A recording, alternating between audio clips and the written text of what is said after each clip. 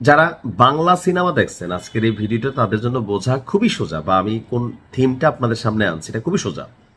বাংলা সিনেমায় দেখতেন যে রাজ্জাক শ্রমিক নেতা থাকতো, তো রাজীব হচ্ছে ধরেন শ্রমিকের মানে কোম্পানির মালিক, আর হুমায়ুন ফরদি সে আবার শ্রমিক নেতার দাবিদার, কিন্তু রাজ্জাকরে শ্রমিকরা পছন্দ করে, এরকম ছিল না? সিনেমা ছিল। একদিন হুমায়ুন ফরদি এবং রাজ্জাকের মধ্যে, রাজীবের মধ্যে শ্রমিক অধিকার নিয়ে ঝগড়া হয়েছে। তো রাজীব রাজ্জাককে গালি দিছে, রাজ্জাকে এক পর্যায়ে রাগে মানে নিয়ন্ত্রণ হারায় বলতেছে তোকে আমি শেষ করে ফেলবো। হুমায়ুন ফরদি রাজ্জাকের প্রতিদ্বন্দ্বী, সে করছে কি এই কথার পরে, অথবা শ্রমিক কোনো নেতার সাথে রাজ্জাকের কাপজাপ হয়েছে, তো রাজ্জাক এরকম একটা রাগের মাথায় কথা বলে ফেলছে। হুমায়ুন ফরদি টস করে রাতের আধারে গিয়ে ওই লোককে মাইরা ফেলছে। পরের দিনই রাজ্জাক অ্যারেস্ট, পুলিশ এসে। কেন? যেদিন রাজ্জাক ধমক দিল সবার সামনে যে ভাই দেখো এই লোক তো হুমকি দিছে, তাই না? সিনেমাতে দেখছেন। পরে নায়ক মান্না অথবা শাকিব খান বড় হইয়া বাবাকে নির্দোষ প্রমাণ করে। ঘটনা ঘটাইল কে? হুমায়ুন ফরদি। ইরান এবং মধ্যপ্রাচ্যের রাষ্ট্রগুলোর মধ্যে যে সম্পর্ক যতটা খারাপ আপনি দেখছেন, আমরা দেখছি, আমরাও অনেকে প্রতিবাদ করছি যে কেন ইরান এমন করে। আসলে কি সবগুলা ঘটনা ইরান ঘটায়? আজকে ভয়াবহ চাঞ্চল্যকর তথ্য, তাও খোদ মার্কিন যুক্তরাষ্ট্র এবং কি যুক্তরাজ্যের গণমাধ্যমগুলো সাক্ষ্য দিচ্ছে। আপনারা জানেন যে এই যুদ্ধের মধ্যে সবচেয়ে বেশি হামলার শিকার হয়েছে বাহরাইন। একের পর এক ভয়াবহ হামলার শিকার হয়েছে, এমনকি বিশাল বিশাল বিস্ফোরণের ঘটনা ঘটছে, অনেক মানুষ মারা গেছে, বাংলাদেশেরও মারা গেছে। এখন চাঞ্চল্যকর এক তথ্য প্রতিবেদন সামনে নিয়ে আসছে রয়টার্সের অনুসন্ধান বলছে যে বাহরাইনে গেল কয়েকদিন আগে যে বিশাল একটা বিস্ফোরণের ঘটনা ঘটলো, বেশ কয়েকজন মানুষ নিহত হইল, বাহরাইন সরকার ক্ষতিগ্রস্ত হইল, যেখানে আমরা দেখলাম যে ইরান ঘটাইছে, কিন্তু ঘটনাটা ঘটাইছে মার্কিন যুক্তরাষ্ট্র। রয়টার্স বলছে এই হামলার জন্য ধারণা করা হচ্ছিল ইরানকে, বরং যুক্তরাষ্ট্রের আকাশ প্রতিরক্ষা ব্যবস্থা বা যুক্তরাষ্ট্র সরকার এই ঘটনার জন্য দায়ী।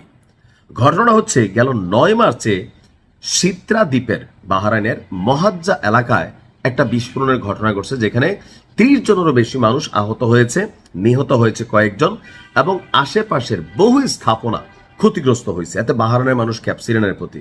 কিন্তু প্রাথমিকভাবে এটি ইরানের ড্রোন হামলা বলে মনে করা হলেও তদন্ত বলছে ভিন্ন কথা। বাহরাইন সরকার স্বীকার করছে, জনগণ না, সরকারের ভিতরে তো এগুলো গুটিবাজ জানে, বিস্ফোরণের সঙ্গে প্যাট্রিয়ট ক্ষেপণাস্ত্র জড়িত ছিল। প্যাট্রিয়ট ক্ষেপণাস্ত্র কোনটা? আকাশ প্রতিরক্ষা সিস্টেম, যেটা ইরানের হামলা থেকে বাঁচানোর জন্য আপনার কি বলা হয় যে বাহরাইনে আমেরিকা তাদের আকাশ প্রতিরক্ষা সিস্টেম রাখছে, আরব আমিরাতে রাখছে, সৌদিতে রাখছে। তো প্যাট্রিয়ট ক্ষেপণাস্ত্রটা আকাশ প্রতিরক্ষা সিস্টেম কাজ করে কি, ধরেন শো করে ইরানের একটা ড্রোন আসতেছে, বাহরাইনে আমেরিকার থাকা প্যাট্রিয়ট ক্ষেপণাস্ত্রটা এখান থেকে আরেকটা মিসাইল ছাড়তেছে এটাকে ধ্বংস করার জন্য। ধ্বংস করার বিপরীতে এটা করছে কি, উল্টা বাহরাইনের ভূমিতে আপনার পয়রা বসছে। বিশাল বিস্ফোরণ ঘটনা করলো কে? আমেরিকার প্যাট্রিয়ট ক্ষেপণাস্ত্র ব্যবস্থার ত্রুটি অথবা ইচ্ছা কইরা যে লাগাই দিয়ে আরবদের সাথে আরবদের, অর্থাৎ ইরানের জন্য প্রত্যেকটা দেশের জনগণের যে ফিলিংস, আরব রাষ্ট্রগুলোর সরকারের ফিলিংস আলাদা। সরকার মার্কিনদের পক্ষে, কিন্তু জনগণ আপনার ইরানের পক্ষে। তো এই যে অবস্থানটা, মার্কিন গবেষকরাই বলছে ঘটনাস্থল থেকে প্রায় 7 কিলোমিটার দূরে অবস্থান করে একটি মার্কিন প্যাট্রিয়ট ব্যাটারি থেকে ক্ষেপণাস্ত্রটি নিক্ষেপ করা হয়েছিল।